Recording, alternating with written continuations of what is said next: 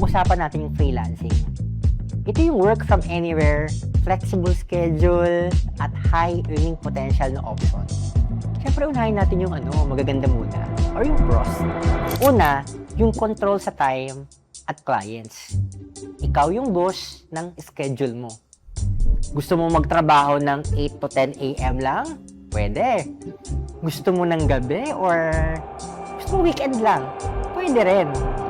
Ikaw rin yung pupili kung sino yung clients mo. Hindi mo kailangan tanggapin lahat. Pwede mong piliin yung mga projects na fit lang sa skills mo or sa values mo. Imaginein mo ito. Hindi ka na stress sa office politics, walang traffic, or yung mga boss na parang napakahirap i-please. Pangalawa, global earning potential. Yes, pwedeng dollars yung income mo. Hindi lang local market yung pwede mong kuhain clients. Pwede kang magtrabaho sa US, Europe, Australia nang hindi umaalis sa Pilipinas. Mas mataas ang rates doon.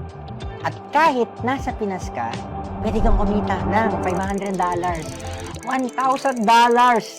or higit pa every time na magkuklose ka ng project. At depende yan sa skills mo. Pwede ka pang mag-skill hanggang $5,000 or $10,000 per month. Pangatlo, yung opportunity to scale yung skills at income mo.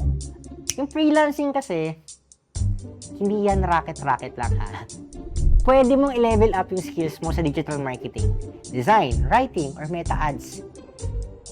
Ito kasi siya kapag may track record ka na, mas mataas yung rates mo, mas maraming clients at pwede ka ring mag-hire ng team or magsimula ng sariling agency mo.